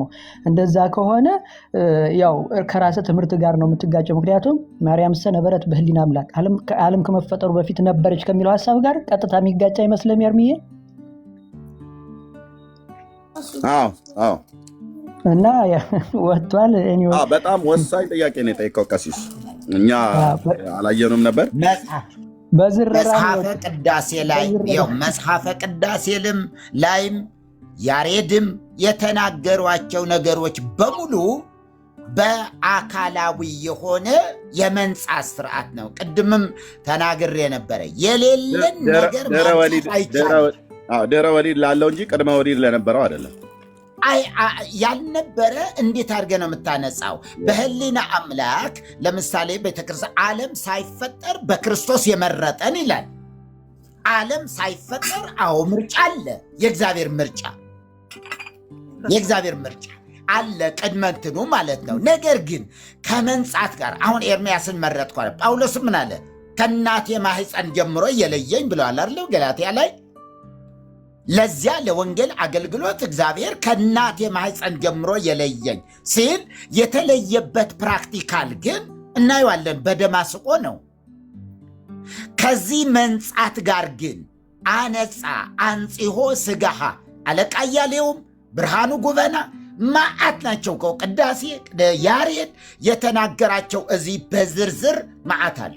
ሁሉም ግን አንጽሖን ነው የሚቀበሉ። አለቃ እያሌው በ1943 ዓመተ ምህረት አስመራ ያሳተሙት እትም ነበረ መጽሐፉ። አንጽሖ ስጋሃን በዝርዝር የገለጹበት ኃጢአተኛ እንደነበረች እና ግን ኃጢአት የአዳም ኃጢአት ማለት ነው እንደነበረባት ይህንን አስረድተው በደንብ አድርገው በመጽሐፍ ጽፈው ሲያበቁ ከዚያ የሊቃውንቱ ጉባኤ ዋና ኃላፊ ከሆኑ በኋላ ጥያቄ ቀረበባቸው። አንጽሖ ስጋሃ ስጋዋን አላነጻም፣ እሷ አስቀድሞም ንጽሕት ናት ብለው ሲናገሩ አይ መጽሐፉ እኮ እንደዚህ ይላል፣ ለዚህ መጽሐፍ ይቅርታ ይጠይቁ ተባሉ። በአቡነ ጳውሎስ ጊዜ ለዚህ ለ1943 ዓመተ ምህረት አስመራ በታተመው መጽሐፎ ላይ ስለዚያ መጽሐፍ ምን ይላሉ ሲባሉ ወይ ይቅርታ ለመጠየቅም አንቆ ያዛቸው። እንዴት ይበሉ? አይ ግልጽ አይደለም ብለው ሲሉ ሲኖዶሱ አይ ይቅርታ የማይጠይቁ ከሆነ ከዚህ ከእንትኑ ይወርዳሉ ተባሉ። ከአለቃነታቸው ወረዱ። ከዚያ ወጥተው ሲኖዶስንም አወገዝኩ ምናምን አሉ። ግን ጥያቄው ግን ራሳቸው አንጽሖ ስጋሃን እንዴት አድርገው እንደዘረዘሩት የሚያስረዳ መጽሐፍ ነበረ፣ የራሳቸው መጽሐፍ የጻፉት። አሁንስ ቢሆን አንጽሖ ስጋሃ ቀዲሶ ኪያሃ ሀደረ ላዕሌሃ እርሷን አንጽቶ ነፍሷንም ደግሞ ይላል የመጽሐፈ ቅዳሴ ደግሞ ነፍሷን አንጽቶ በተግባር ነው የሚነጻ እንጂ በሌለችበት አየር ላይ ወይ ደግሞ ክንፍ ላይ ወስዶ ይሄ አቀባ እምከርሰ እማን ባለፈው ሊቀ ተዋህዶ ማን ነው? እዚህ ሊቀ ተዋህዶ እሺ፣ ሊቀ ተዋህዶ ምናልባት ሰምተውት ከሆነ ሲኖዶስ ላይ ሲናገሩ ማናቸው? አቡነ እንድርያስ አንጽሖ ስጋሃ እምከርሰ እማ የሚለው እምከርሰ እማ የሚለው እማ የተባለችው ሐና አይደለችም አሉ። ታዲያ ማናት አሉ? እማ የተባለች ሔዋን ናት። በሔዋን ማህፀን ነው ያነጻት የለወጣት የቀደሳት ብለው ቁጭ አሉ። እዚያ ጋር እንደነበረች እንዴት አድርጓ ነጻ ወስዶ ይላል አንድ ምን መጽሐፍ ነው ወስዶ ሚካኤል ክንፍ ይመስለኛል እዚያ ክንፉ ላይ ከሔዋን አላቀቀና እዛ ክንፍ ላይ አቆያል። ከዚያ በኋላ ነው በሁለቱ ኢያቄምና ሐና የግብረ ሥጋ ግንኙነት ሲፈጽሙ ያቺ የቆየችውን በዚያ አማካይነት ጨመራት ይላሉ። ቢሆንም ግን ይኸው የነበሩ ወንድማችንም እንትን እንዳሉ በሁለቱ በተከፍሎ አሉ። በተከፍሎ የትኛው ነው የሚነጻው? ያው በተከፍሎ የሚወጣውን ደም ነው ካልንም ያ ደም ነው የሚነጻው። እና ካሳ የሚያስፈልጋት የሚለው ቅድም ያነበብኩት መጽሐፍም ለዚህ ምስክር ነው። ሌላው በጥምቀት የሚለውም ቢሆን ሁሉም መጽሐፍቶች ፍትሐ ነገሥት ብቻ ነው እንዲህና እንዲያ የማይለው። ፍትሐ ነገሥት የሮሜን ነው የሚጠቅሰው። በጥምቀት ስለ ህብረት ከክርስቶስ አካል ጋር ስለሚኖረን ህብረት ከሞቱ ጋር ማለት ከሞቱ ጋር ስለሚኖረን ህብረት በሞቱ ሞቱን መምሰላችን፣ ውሃ ውስጥ መግባታችን፣ ሞቱን ከውሃው መውጣታችን፣ ትንሣኤውን የምንመሰክርበት ስለመሆኑ ፍትሐ ነገሥቱ ይናገራል። ሌሎች መጽሐፍ ጸሐፊያን ግን በሙሉ የጻፉት ከቁራኝነት ነው፣ ከአዳም ኃጢአት ለመላቀቅ ነው የምንጠመቀው ብለው ነው የሚያስቡና ይሄ ግን አሁን ያለው ወጣቱ ወደ ታች እያወረደ ተጽዕኖ የፈጠረበት ነገር ነው እንጂ በምንም መንገድ ይሄ ትምህርት የቤተ ክርስቲያኒቱ አስተምሮ አልነበረም። አዲስ ትምህርት ነው። መምህራንን የሚሉ ሰዎችም ቢሆኑ ይሄው ትምህርት እየተማሩት ነው። ከማን? በማኅበረ ቅዱሳን አማካይነት ወደ ታች እየወረደ ነው። ወደ አብነት ትምህርት ቤት እየሄዱ ነው እነሱ ይህን በሉ እንዲህ በሉት እንዲህ ተርጉሙት እየተባለ እንጂ ቤተ ክርስቲያኒቱ እስኪ የኢትዮጵያ ኦርቶዶክስ ተዋሕዶ ቤተ ክርስቲያን ስለ ጥምቀትም ይሁን ስለ 5ቱ አዕማደ ምስጢርም ስለ ምናምን ምን ያለችው ነገር የት ላይ የትኛው መጽሐፍ ነው የጻፈችው? ከግብፅ የሚመጣውን ትምህርት ነበረ እያስተረጎመች የምትጠቀምበት። ሃይማኖተ አበው የኔ ነው ልትል ትችላለች እንደ ኢትዮጵያ ኦርቶዶክስ ተዋሕዶ ቤተ ክርስቲያን? ሃይማኖተ አበው ያሉ አባቶች እኮ የምስራቅም የምዕራብም ኦርቶዶክሳውያን የአንጾኪያና የእስክንድሪያ ትምህርት ቤት ተማሪዎች የነበሩ እዛ የተማሩ ሊቃውንት የሚባሉ ናቸው። በአንጾኪያ ትምህርት ቤት የሁለት ባህሪ ደጋፊዎች፣ በእስክንድሪያ ትምህርት ቤት የአንድ ባህሪ ደጋፊዎች ናቸው። ሃይማኖተ አበው ላይ የምናያቸው በሙሉ ይህንን የሚያንጸባርቁናል። የኢትዮጵያ ኦርቶዶክስ ተዋሕዶ ቤተክርስቲያን የሚመለከት ሃይማኖተ አበው ላይ አንዲት ብጣሽ ወረቀትም የለችም። በየትኛውም መንገድ ቢሆን በነገረ ክርስቶስም በሉ በትምህርተ ሥላሴም ይሁን በጥምቀትም ቢሆን እዚያ ውስጥ የለችበትም የኢትዮጵያ ኦርቶዶክስ ተዋሕዶ ቤተክርስቲያን። እና ስለ ጥምቀትም ቢሆን ማን ነው የጻፈው? የግለሰብ መጽሐፍት ናቸው እኮ። ተአምረ ማርያም የግለሰብ መጽሐፍ አይደለም፣ የቤተክርስቲያን ውስጥ ነው እንዴ? ገድለ ተክለ ሃይማኖት ማን ነው የጻፈው? ግለሰብ አይደል? ገድለ ገብረ መንፈስ ቅዱስ ማን ነው የጻፈው? ግለሰብ አይደል? ገድላት ድርሳናት በአጠቃላይ ተቀበልኳቸው የምትላቸው እኮ የግለሰብ በህይወት የሌሉ ግለሰቦች የጻፉት ነው። ማረመም አትችልም። ግለሰቡ የለም፣ ባለቤቱ የለም። የግለሰብ የሚባል አይደለም። ቤተ ክርስቲያኒቱ የምትገለገልባቸው መጽሐፍቶች በሙሉ የግለሰብ መጽሐፍት ናቸው። እንደ ተቋም ሆና የጻፈቻቸው መጽሐፍት 4 መጽሐፍት አሉ። እንደ ተቋም ከዚህ ውጭ ሌላ ነገር የለም። በሁላችሁ እጅ ያለው ማነው? አንዱ ይሄ ምን የሚለው ነው? የቤተ ክርስቲያን የውጭ ግንኙነት የሚለው እሱ አለ። እዚህ ያለ የኢትዮጵያ ኦርቶዶክስ ተዋሕዶ ቤተክርስቲያን እምነት፣ ስርዓተ አምልኮትና የውጭ ግንኙነት።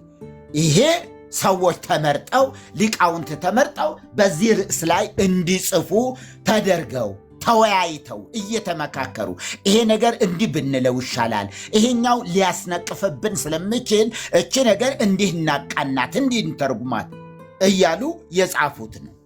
እና ብዙ ስላጡ ነው ሰውየው አሁን የሮጡት። ምንም መረጃ አጡ። ቆይ ጠብቁኝ መረጃ ላምጣሉ። 80 የረከሰች ናት እያለንም ይናገር። የረከሰች ካለች ታዲያ አቤት። ቀሲስ ይቅርታ መጠየቅ አለባቸው። እኔን ይቅርታ መጠየቅ አለባቸው ቀሲስ ሊቀ ተዋሕዶ። ምክንያቱስ የዘሌዋውያንን መረጃ አምጡ ብዬ ስላቸው ቀሲስ መተው ደግሞ ሌላ ከባድ ጥያቄ ጠይቀው አስመለጡ። ናኛ እንግዲህ ይቅርታ የሚያስብል ከሆነ ምንም ችግር የለብኝም። ያው እንግዲህ በጥፋት ለሁለት ጉዳይ ነው። አንደኛ ከባድ ጥያቄ ነው ያቀረብከው ቀሲስ፣ የሆነ ከባድ ጥያቄ ነው፣ በጣም ከባድ ጥያቄ ማለት ነው። የማርያም ስጋ መንጻት ላይ ያቀረብከው ጥያቄ በሌለችበት ጊዜ እኮ ነው፣ በስጋዋ ባልተፈጠረበት ጊዜ ነው ነጻ ብለው የሚሉት። እግዚአብሔር ያሳይ ሰው ቅድመ ፍጥረተ ሰብ። አሁን ሰው ምንም በሌለ ነገር ላይ እኮ ስጋውን አነጻ ብለህ አሁን ለምሳሌ አንተ ሳትወለድ በፊት ስጋ በቃ እንዲሁ ነጽቶ ተገኝቷል ብዬ ብልህ ምን ያህል ሾክ ነው? በጣም የሚያስደነግጥ ነገር ነው አይደለም? ሁለተኛ ነገር ደግሞ ምን አለ ሄዶ የተሸጎጠ መሰለ ይችን እንደሚል አውቃለሁኝ። ቀድሶ የሚለውን ኤርሚያስን እንደሚጠቅስ አውቃለሁኝ። ገባ? ብዙ ነቢይ ሐዋርያውንም ለምሳሌ ሊጠቅስ ይችላል። ግን ከመወለድ በፊት መርጫ ያለው የሚለውን ያነሳው ለምንድን ነው? ለመደበቂያ ነው። ቀዲሶን ያላነሳሁት ስጋዋን ብቻ ትኩረት ያደረግኩት ለምንድን ነው? ስጋ ድህረ ፍጥረተ ሰብ የሚመጣ ነገር ነው አንደኛ። ሁለተኛ ነገር ደግሞ አይ ከእናቱ ማህፀን ነው ብሎ ካለ ደግሞ ከእናቱ ማህፀን ሰው በእናቱ ማህፀን እያለች መረጣት ብሎ ሊል ይችል ነበር። በእናቷ ማህፀን እያለ ነጻት ብሎ ማለት ጠፍቶት አይደለም አይደለ? ቅዱስ ያሬድ ያንን ማለት ይችላል። ሶስተኛ ነገር ደግሞ አይ አይደለም ብሎ የሚል ከሆነ ቀጥታ ከራሷ ከቤተክርስቲያን ትምህርት ጋር ነው የሚጋጨው። ምን ይላል ቤተክርስቲያኗ ትምህርት? እንደምታውቁት ተአምረ ማርያም ከዓለም በመፈጠር በፊት ድንግል ማርያም ነበረች ይችላል። ስለዚህ በቀጥታ ቤተክርስቲያን ትምህርት ጋር ነው የሚጋጨው። ስለዚህ አጣብቂኝ ውስጥ ስለወደቀ ነው ቶሎ የወጣው አውቆታልና ለዛ ነው። እና ካጠፋሁኝ እታረማለሁ ለማለት አይ አላስጨንቅም። ደግሞ አንጸሐን ሌሎች መምህራንም ተርጉመውታል።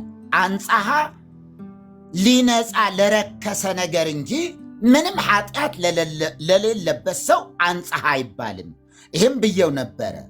አንጸሐ ለረከሰ ኃጢአት ላለበት እንጂ ኃጢአት አልባ ለሆነ ሰው አይጠቀስም፣ ሊጠቀስም አይችልም። እንዲሁ ነው ሊታለፍ የሚገባው እና የራሱ የሆነ የትርጓሜ ስልት ነው ይዘው የመጣ እንጂ የአባቶችን የትርጓሜ እንትንም አላመጣም። ምናልባትም ሞካክሯል እኮ ሄዶ ገልበጠዋል። ማቴዎስ 12 ላይ ሊደበቅ ፈለገ ሰንበትን፣ ካህናት ወደ መቅደስ የሚሄዱበትን ሰንበትን ብሎ የሚላትን ቃል እሱን አምጣ ሂድና አምጣ ብዬ እኔ ስለያዝኩትኝ ዘሌዋውያን ላይ እንደማያስኬደው ቶራ ላይ እንደማያስኬደው አወቀ እና ቆሞ መሞገት ነበረ። ሰማንያ አሃዱን ምናልባት ከታች ያላችሁ 770 ሰዎች የእግዚአብሔርም ሙሴን እንዲህ ብሎ ተናገረው፣ ለእስራኤል ልጆች እንዲህ ብለህ ተናገራቸው፣ ሴት ብታረግዝ ወንድ ልጅም ብትወልድ 7 ቀን ያህል የረከሰች ናት። እንዲህ እያለ ነው የረከሰች ናት እያለ ነው የሚናገረውና ይህንንም እንድታስቡ ከዚህ ጋር ነው የሚላቀመው። ከራሱ መጽሐፍ ጋር ነው የሚጋጨው። የረከሰች ማለት እንዲሁ የተከለከለች ማለት ነው ብሎ ተረጎመው። ልክ ያማልዳል ማለት ይፈርዳል ማለት ነው እንዳሉት የራሱ የሆነ ቋንቋ ሊያመጣ ነው የፈለገው፣ ግን አላዋጣውም። በኋላ ላይ ግን ሞከረ። ኤርሚስ ሲጠይቀው ያቺ ነገር ማቴዎስ ላይ ሲሄድ ነገሩ እንደማያዋጣው ገባው። ከዛ ይሄኛውም ደግሞ እንደዚሁ ወጥቼ ብሄድ ይሻለኛል ብሎ ምርጫ ያደረገው ለዚህ ነበረ ማለት ነው። እንግዲህ እግዚአብሔር ይርዳን። እግዚአብሔር ይመስገን ስለነበረን ጊዜም አንድ ነገር ልበል። ከዚህ ከአንጽዮ ጋር ብፁዕ አቡነ እንድርያስ ቅድም መሪ አንስተውት ነበርና ምናልባት የእሳቸውን ንግግር ላሰማ። ያሬድ ማለት የፈለገው እንዲህ ነው ብሎ ተርጉሞ ነበር። ምንድነው ሐሳቡ? ከእናቷ ማህፀን የሚለው ወላጅ እናቷን አይደለም ሔዋንን ነው ትርጓሜው። የእነሱ ሐሳብ ምንድነው? ንጹህ ዘር ስትንከባለል የመጣች ዘር አለች ነው። በሐና ማህፀን ውስጥ ያው በትምህርት ጥቅስ ውስጥ ይያዝልኝ ሐና የማርያም እናት የሚል መጽሐፍ ቅዱስ ላይ ስለሌለ ኦርቶዶክሳውያን በሚጠቀሙት ነው ይሄን ስም የተጠቀምኩት። በሐና ማህፀን ውስጥ ሳይሆን ነው ሐሳቡ። ከሔዋን ጀምሮ ስትንከባለል የመጣች ንጹህ ዘር አለች ነው። አንዴ ላሰማ ከርም የብፁዕ አቡነ እንድርያስ ንግግር። ቅዱስ ያሬድ እንደተገለጸለት አንጽሖ ሥጋ ቅዱሶች ሀረረ ላይ ሊሃየ ብዙ ጊዜ እዝል ከመጣ ይህን ሳያወሳ የሚሄድ ነገር የለም። ይህ የተሰወረባቸው ብዙ አባቶች አሉ። እንዴ ንባብ ይቀትል ወመንፈስ ይሃይል፣ አለመማርም ይጎዳል። አለማወቅም ያስደነግጣሉ። አንጽሖ ሥጋ ቅድስት ኪያሃ ማለት ምን ማለት ነው? ጥሬ መጽሐፍ ቅዱስ እያነበቡ መመሪያ የሌላቸው በሜዳ የተወለዱ ዘመናዊያን ሰባክያን ሲቸገሩ ሰው ሌላውን ሲያስቸግሩ ይሰማሉ። ብዙ ጊዜ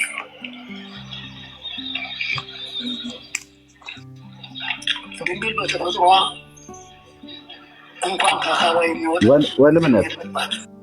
ወንድምነት ወይም ምን እንዳሉ ሰምታል አይደል? አሁን አዎ፣ በደንብ አባት የሌላቸው ልጆች በሜዳ የተወለዱ ነው አይደል ያሉት? አዎ አዎ። ምድረ በቀባሪ መተተኛና አስማተኛ። አሁን ሌላውን እንዴት እንደሚንቁ የእሳቸው ህይወት ግን ከአጋንንት ጋር ቃል ኪዳን ተጋብቶ በግን ከነነስ መቅበር ሰውን ማስገደል ነው ለእሳቸው ሊቀነት። ትዕቢታቸው እንደዚህ ነው። የትዕቢታቸው ጫፍ ማለት ነው። ቀጥለው እሺ አልሚች ነውር ወይም እንትኒ ላይልጅ ማለት ምን ማለት ነው? እሱ የተማራችሁ አልሚች ነውር ወይም እንትኒ ላይልጅ ሰሎሞን የተባለው ሰው እንደመሆኗ እሱም ባለቤቱ ጌታችን መድኃኒታችን ኢየሱስ ክርስቶስ እናትና ልጁ ስጋ ተዋሂደዋል። እህል ውሃ በሚቀርብበት ጊዜ ስንዴ ወይም የወይን እሸት ይመገቡ ነበር። ይመገቡ እንጂ ሰብአዊ ባህሪያቸው ትንሽ ድምፁን ጨምርበት። ትንሽ ወንድምነት እኔ ጋ ነው። እሺ ዝም በሉ ልጆች፣ ድምፁ አልተሰማም። ሼር ላርግህና አንተ ክፈተው። ሼር ላርግህ። ኖ እኔ ጋ ልጆች አሉ። ልጆች ጫጫታ አለ። ምንድን ነው ያሉት? አልብኪ ነውር ነው ብሎ ያሉት መርጌታ ቀሲስ እንደዛ ነው ያሉት። አዎ የሰለሞንን መኃልየ ላይ ያለው ወይም እንትኒ ላይ ላይክ የሚለው ነው። እዛው ክፈተው። እሺ ነው ጥያቄ አለኝ እኔ። ምንድን ነው ያልከው? እንደማችን ከላይ ያለው ጥያቄ አለኝ እዚህ ታች እንጨርስ። እሺ እንጨርስ። ነገር የለም። ለምን ባህሪ መለኮቱ አቃጥሎ በላበት ይጠፋ ነበር ይላል። ይሰማችኋል? ግን ከአካሉ ወይም ከአካሏ የሚወጣ ነገር እንደኛ እንደ ፍጡራን እኛ የበላነው የጠጣነው ተለውጦ አሰሩ ወጥቶ ይወድቃል። ንጥሩ በደም ስር ገብቶ ኃይል ይሆነናል ደካሞች ስለሆነ። እነሱ ግን ብዙ ስጋ የሚዋሃዱ ሰው መሆናቸውን ለማረጋገጥ የሚበሉም ቢጠጡም መንፈስ ቅዱስ አቀባን ከርሰ እማ ይላል። ከእናቷ እማ የተባለችም ደግሞ ሔዋን ናት፣ ሐና አይደለችም። ከሔዋን ከእናቷ ወይም ከአባቷ ከአዳም ባህሪ ጀምሮ ንጽሐ ጠባይ አልተለወጠባትም። ንጽሕት ዘር የምትባለው ለዚህ ነው። ስለዚህ ንጽሕና ቅድስና ሀብቷ ነው። ሰማያዊ በቅዳሴው ኧረ ብርኪ ይህን አስማተኛ ሰውዬ ወደዛ ዞር አድርግልኝ። በጣም ነው ንግግሩ የሚያበሳጨው ራሱ በእውነት በጣም ይርብዬ። ይህንን መተተኛ ሰውዬ ወደዛ አድርገው። እዛው በጉን ይቅበር ሰውን ይቅበር ትውልዱን። እንዴት ያበሳጫል ራሱ። በቃ ደግሞ እየበላ ነው እንዴ እንትን የሚለው።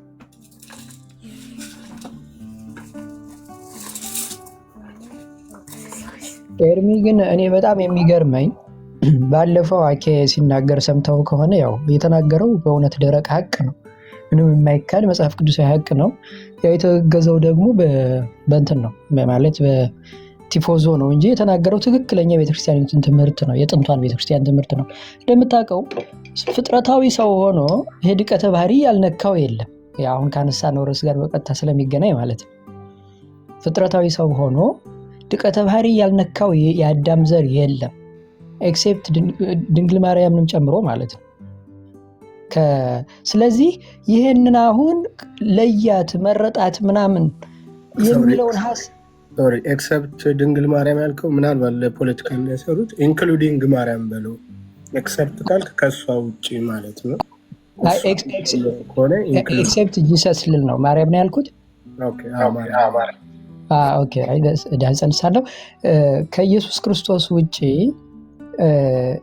ይህ የጥንተ አብሶ ያልነካው የአዳም ዘር የለም። ምን አልከኝ? ሺን ሚዩት አድርገው። ሺን እያወሩ ነው፣ ሲጨርሱ ነው የምሰጥህ እድል። አሁን ነው የገባው። ቀሲስ ጨርስ እና ስለዚህ አሁን እኔ ምንድነው ይሄ ለምሳሌ አሁን ቅድም ሲናገር ምን አለ ለሁሉም ለአጽማውያኑም ጭምር መናገር የምፈልገው ሐሳብ እንዲያዝ ማለት ነው። በስጋዋ ነፍስ ሰው ከአባቱ ነፍስ ከእናቱ ዘር ነስቶ ይወለዳል የሚለው ባዮሎጂካሊም አያስኬድም። ሁለተኛ ነገር ደግሞ እንደዚህ የሚል የመጽሐፍ ቅዱስም አንድ ማንቀጽ የለም፣ ማስረጃ የለው። ዝም ብሎ ጀስት በቤተክርስቲያኒት ውስጥ የሚደረግ ተረት ትምህርት ነው። ስለዚህ ይህንን ሐሳብ እንድትይዙት የምፈልገው ምንድነው የአዳም ዘር ሆኖ ያ ያልነካው በፍጹም የለም። ዝም ብሎ የቤተክርስቲያን አሁን ለምሳሌ ቱኔቸር እኮ በኢስተርን ቸርች እኮ ቤተክርስቲያኒቱ የኢትዮጵያ ኦርቶዶክስ እኮ እንደመናፍቅ ነው የምትታየው አይደለ ኤርሚ? ትልቅ ጉዳይ ነው። አሁን ግን ልዩነት እንደሌላቸው አድርገው አንድ አይነት ብዙም ሰፊ ትምህርት ልዩነት እንደሌለ ተደርጎ ነው የሚወራውና ከዚህ አንፃር በጣም ብዙ ስለ ጥምቀትም ቅድም መሪየታ ሲያነሱ ነበርና ስለ ጥምቀትም ቢነሳ ስንት አይነት ጥምቀት ነው ያለው ቤተክርስቲያኒቱ ውስጥ? መዓት አይነት ጥምቀት ነው ያለው። አንድ ጥምቀት እኮ አይደለም ያለው አይደለ እንዴ? መታሰቢያ ጥምቀት አለ፣ የቄደር ጥምቀት አለ፣ የንስሐ ጥምቀት አለ፣ የልጅነት ጥምቀት አለ፣ መዓት ነው። ስለዚህ ዝም ብሎ በቤተክርስቲያኒቱ ውስጥ ከዓለም የተለየ ትምህርት አገር ምን አሉ ይመጣ አገር በቀል ይበሉት የኔታ አገር በቀል ትምህርት ኢትዮጵያዊ ባህል ያለው ትምህርት እንበለው አላውቅም፣ እንደ ካልቸር ነው እንጂ ይሄ ከዓለም አብያተ ክርስቲያናት የተለየ ቱኔቸር ብለህ እያስተማርክ ግን ከኢስተርን አብያተ ክርስቲያናት ጋር ብዙም ልዩነት የለንም እያልክ እስኪ አሁን ሜን በሆኑ ጉዳዮች ላይ ባለፈው ገብተን ስናወራ ነበር። አንድ ማን ነው የሚባል የኢስተርን ኦርቶዶክስ ቤተክርስቲያን አማኝ ነኝ ብሎ ግን አንድ ነን ብዙ የሚለየን ነገር የለም እያለ ስጋው ደግሞ አብሮ የማይካፈሉ ሁለተኛ ነገር ደግሞ ታቦት ቢግ ዲል አይደለም ይላል። ታቦትን የመሰለ ትልቅ የአምልኮ ስግደት የሚሰገድለትም ማለት ነው።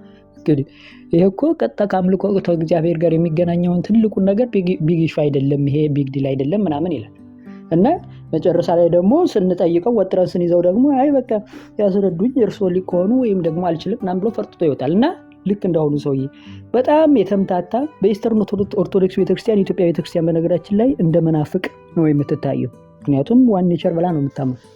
ከዛ አንጻር ለማለት ነው እርስ በርሱ የሚፋለስ ትምህርት ነው ለማለት ፈልጌ ነው።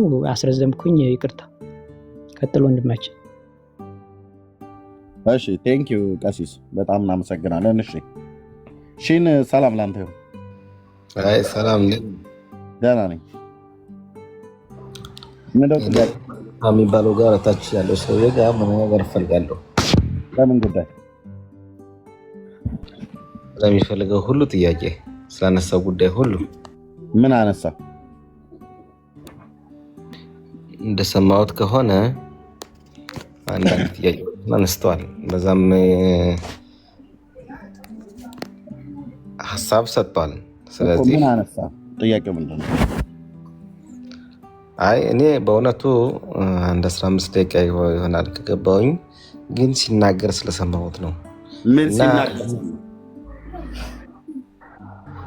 ኦኬ እነግርሃለሁ። ለእኔ ነው ኤርሚ? አይ አይደለም፣ እታች አለው መርጌታ የሚባል ሰውዬ እኮ ምንድነው የተናገረው? እንደዚህ አሉ ሲል ነበር ስለ አይሁዶች። በቃ እታች ረድ ማለት እታች ረድ ምንም ሳታቅ ምንም ሳሰማ ነው የመጣው። አሁን ስለ አይሁድ አንድ ብጠይቅህ አታውቅም፣ ግን ራሱ እስራኤላዊ ነህ። አንድ ብጠይቅህ አታውቅም ስለ አይሁድ አንድ ሺን ታውቀኛለህ ደግሞ እዚሁ ሚዲያ ላይ ማለት ነው። ስለ አይሁድ አንድ ብጠይቅህ አታውቅም፣ ግን እስራኤላዊ ነህ።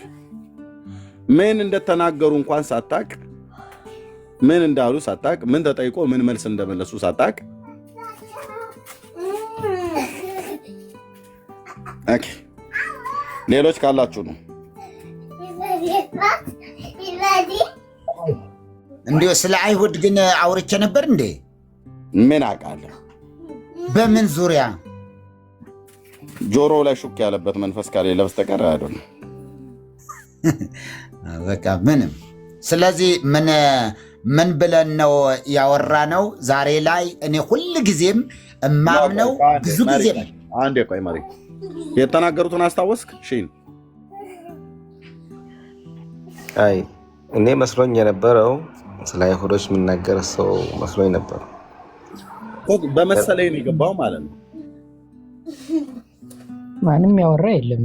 አትሰማ? በመሰለኝ ነው የገባው። ማንም ያወራ የለም። ቶራን አንስተናል። ኦኬ የመጽሐፍ ቅዱስን ማለት ነው።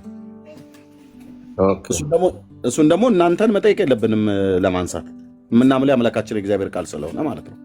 ስለዚህ ማንም በክፉም አላነሱም በደግም አላነሱም። መጽሐፍ ቅዱስ ሲነሳ፣ ቶራ ሲነሳ የአይሁድ ማህበረሰብ ይነሳል። እንደ ሕጉ አድርጉ ብሎ ጌታ የሰጠውን ትእዛዝ ያደረጉትን አድርገዋል፣ ያላደረጉትን አላደረጉም ብለን እናንሳለን እንጂ ደግሞ እንደዚህ አይሁድ ብሎ ማንም ችግር የለም ያስንታወቃለን ችግር የለም እና ቸኩለን የሰማው ማለት ነው። እሺ ቀጥሉ መርጌታ። መሪ ግን ከዚሁ አሁን ካነሱት ሀሳብ ጋር ተያይዞ አልብኪኖር ወይም እንትን ላይ ሌክ የሚለው እንደው ሊትራሊ ራሱ የተነገረው በእውነት አሁን ለድንግል ማርያም ነው ወይም እንዴት ነው ይሄ ነገር? እንደው በዚህ ጉዳይ መሪ ምን ይላሉ? ብዙ ጊዜ ስለሚነሳ አንጽዮስ ሥጋ ጋር ተያይዞ ማለት ነው።